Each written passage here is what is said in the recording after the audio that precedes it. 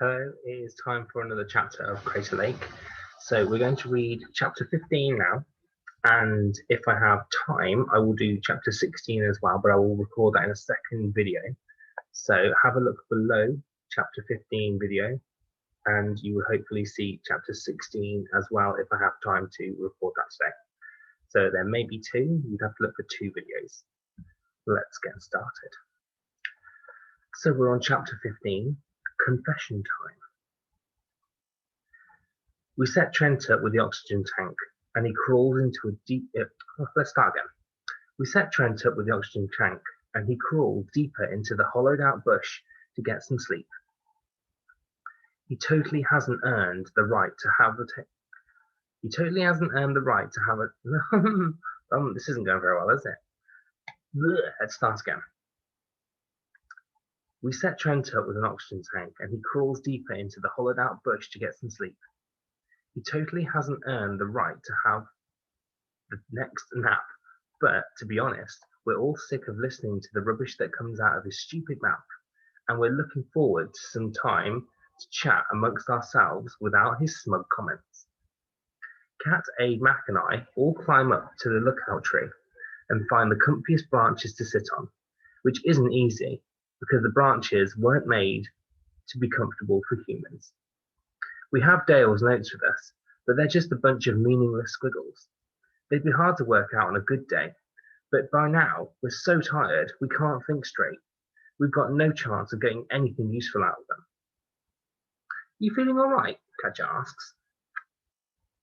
Surprisingly, I feel fine, she says, apart from the tiredness and hunger and blisters and stuff. How are you guys? Same, says Mac, yawning like a lion. Do you want to be the next one to sleep? I say. No, Adrian should have it. Why should I have it? Adrian says. Because I'm a girl? Mac's stumped.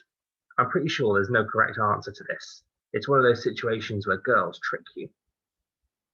I'm not as tired as you, so it makes sense that you go first, she says. Unless you need it, Lance.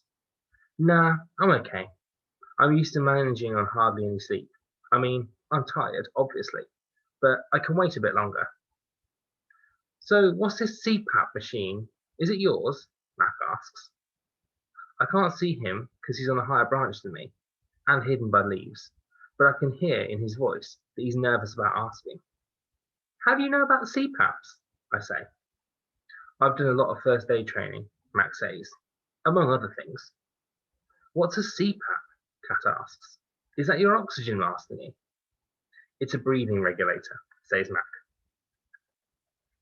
The gadget attached to the tube makes sure that airways are kept open so breathing is stabilized. They're used by people with sleep apnea, I say, jumping in. This is part of the secret I've been holding so close for years. I have sleep apnea. When I try to sleep, my breathing stops, then I jump awake. The hospital gave me a CPAP so that I can get some proper rest. I can't sleep without it. So that's why you never go to sleepovers, Katja says. I mean, it's one of the reasons, I say. What's the other reason? Ada asks. She's up on the tree branch with Mac, and I imagine them looking at each other, making faces, raising eyebrows at loser Lance and his weird sleeping habits. But I'm too tired and too much has happened for me to bother hiding stuff from him anymore. My mum has Crohn's disease. I pick at my nails, which are black with dirt. She got it when she was pregnant with me. It makes her really sick. She goes into hospital a lot, and she can't leave the house that much. So you don't like people going to your house then? Mac asks. There's a moment of quiet. Why didn't you tell us? Katja is sitting on the next branch to me, and I can tell she's looking right at me. I don't look back. Because I didn't want to intimidate you with my coolness, I say, rolling my eyes. The branch above me rustles. Do you want to know how I know so much about first aid and survival skills and tracking? Max says. I've actually been wondering this, I think. Yeah, go on then. I risk a glance over at Kat. She smiles at me, and not in a weird way, in the same way she always does, like everything's safe and warm.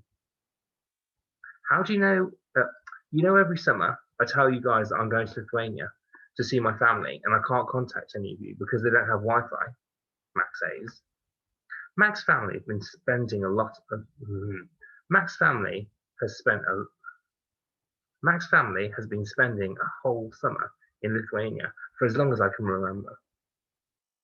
And you said nobody has mobile phones either, says Kat. Yeah, well, that's not strictly true, says Mac. We do go to Lithuania, but not to see family. My mum and dad are preppers. Preppers? Adrian says. They're getting me and Zuzi ready for the end of the world. Zuzi's Mac's sister. Wait, what? Adrian says. I've never seen or heard her look so confused. They think there's going to be a third world war, or a global natural disaster, or a zombie apocalypse, or some other massive event that will destroy the world as we know it. Who knows, could be COVID. Max says. So, they built a bunker in the countryside in Lithuania. It's like 3 stories underground. It has electricity, a bathroom, kitchen, bedrooms, and it's full of stuff. Everything we'd need to survive on our own for years. As far as bunkers go, it's legit. So you go there every summer? I say. Yeah, my parents take it super seriously.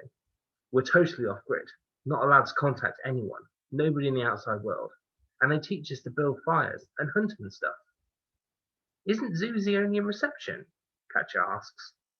Doesn't mean she can't snare a rabbit. Wow, says Aid. It must seem kind of insane for you guys, Max says. Mac's parents seem so normal, but I had no idea. Do you want to know why I'm so good at climbing? I look over at Katja, but she's concentrating hard on braiding her hair. Yeah, I say, because let's face it, we've all been wondering. I was taken into care when I was really little, she says. My mum couldn't look after me. She tried, but she just couldn't. Oh, Kat, Adrian says, I didn't know. Nobody knows. Kat unbraids her hair and starts all over again. I was in a home for a while. It smelt funny, and the bed was hard. My room felt like a prison. I hated it. So I ran away over and over again. Then they put me in a foster home, and I hated that too. I got really good at climbing out of windows and escaping across rooftops. She smiles in this way that makes her eyes twinkle. Eventually, I went into a foster home that I liked, and my foster mum adopted me. So everything turned out lovely in the end. But for a few years, climbing was the only thing that made me feel better. I really want to hug her, but that's not easy to do when you're perched on separate branches in a massive tree. I can't believe you guys have been keeping these huge secrets for so long, Adrian says. I mean, I would have thought that you'd have shared this stuff with each other. I understand why you wouldn't want it to be spread around the school, especially with idiots like Trent around. So what is the story with you? I say. We all thought you and Trent were besties, being head boy and head girl together. Ugh, I've never liked him, she says. I used to tolerate him, but then, and she pauses. What happened? Max says. I don't want to say. Please tell us, Aid, Kat says. We've told you our secrets. Tell us, I say, and then we all start quietly chanting. Tell us, tell us, tell us. Fine, she says, but this story had better not leave this base camp, or I swear I will hunt you all down and I will kill you. We promise, I say. You can trust us. It's not like the stuff you guys have been through, though, she says. But it was the worst moment of my life. It happened in year 5. It was half term, and my mum got a call from Trent's mum, saying he was having a last-minute birthday party, and that he'd really like me to go. I don't remember him having a birthday party, Max says. I mean, obviously he wouldn't have invited us, but he definitely would have made sure that we knew about it. One of Trent's favourite things was to make me, Chet, Mac, and Kat feel left out all the time. I didn't really want to go, But my mum made me feel guilty and said at least I get to see my friends. So I agreed. Adrian continues. Of course, none of us had phones then, so I couldn't check with anyone either. I'm liking where this is going, I say, and look over at Katja to see her grinning. So, the next afternoon, my mum drops me off at this posh spa hotel. Trent's mum meets us at the door and tells my mum to collect me at 7. That's 5 hours. I repeat, 5 hours from the time I got there. The first part of the party is in the pool, she says. So I get changed into my swimming things and I go to the pool expecting everyone from school to be there. She takes a breath. But there's just Trent and his entire family. Not just his mum and dad and older sister, but his entire family. Aunts, uncles, cousins, and me. I kept looking at the pool entrance, thinking any moment my friends are going to walk in, or at least somebody I know. But an hour ticks by and I realise nobody else is coming. It's just me. And the Trents, Max sniggers. I'm not happy about it, but I don't want to upset Trent's mum. So I just get on with it. Swim some laps, play politely with the inflatables. This is one of the best stories ever, says Kat. Then, after swimming, we all get into the hot tub thing, Aid says, and we sit there, chatting with these fruity drinks. All of us in a circle, unwilling time to pass by. But it feels like forever. Then finally, we get out and get changed and everything. Please say it's not over yet, I say. It's not over yet, Aid says, and I can imagine how pink her face is. We go into the hotel restaurant and they've booked a huge table for all of them, and it's decorated with balloons and sparkles and birthday banners. I go to sit down, but the waiter says, No, mademoiselle, this is not the table for you. We have a special table for the boy that is the birthday boy and for his girlfriend.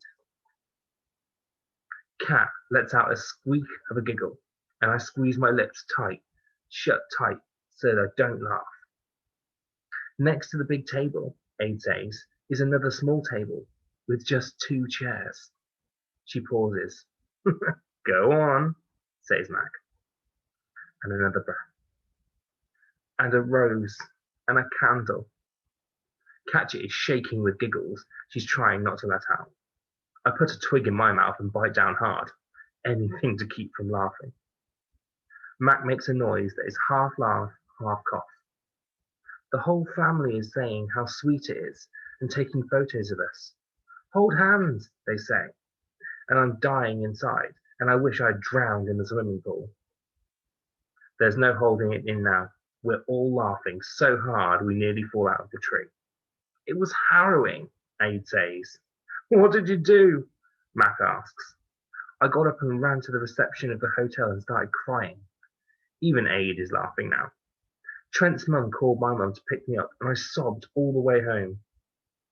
We laugh so much, the whole tree shakes, and bits of leaf and twigs drop through the branches like confetti. We better wake up Trent, I say. Is that right? Yeah. We better wake up Trent, I say. We don't know how long we'll be here before the bug guys come, and we all need to get some sleep. Maybe he's been eaten by bears, Aid says, hopefully. Dale said something about bears, remember? I say. Right after he asked for water. I wonder what that was about. Kat gasps and starts flicking through Dale's notes. I saw something, a picture, she says. Oh, here it is. She leans over and shows me a pencil sketch of a creature that looks like a cross between a woodlouse and a hippo. Underneath is written water bear, and it's underlined about 8 times. What the heck is a water bear? I say. It's another name for a tardigrade, Matt calls down. Let me see the pic. A hand is thrust through the leaves, and I pass him the bit of paper. Yeah, that's a tardigrade, he says. It looks terrifying, says Adrian. I hope there aren't any lurking around here. First of all, they're tiny, says Mac. You can only see them through a microscope, kind of like the alien spores. And second, they're actually awesome. They can survive the most extreme conditions, and they live off stuff that would kill other species. They eat the bad things, they eat the bad bits of things, the rotten parts, and leave the healthy stuff behind. Like, they can purify water, for example. Okay, this is interesting. My brain is fighting through its sleepy fog, but I'm sure there's something here we can use. Guys, Adrian says, and a branch above me creaks. I think she's climbing higher up the tree. I see movement. Can you get any higher, Cat? Catcher leaps up the trunk and out of my view, like some kind of tree-climbing ballerina. It's them, she says. Hock, Digger, and Chet. They're spread out through the trees, and they're heading this way. Damn. They're sweeping the woods, I say. Everyone, climb down as quickly and as quietly as possible. We'll grab our stuff and move on. We'd better wake Trent, Cat says. Or we could leave him, Adrian says, climbing down to my branch, and then drops to the ground. Ew! Bird poo, she says, and wipes her hands on Trent's backpack.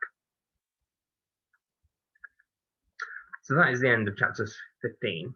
Chapter 16, which hopefully will be in a video below this one, is back in the hive.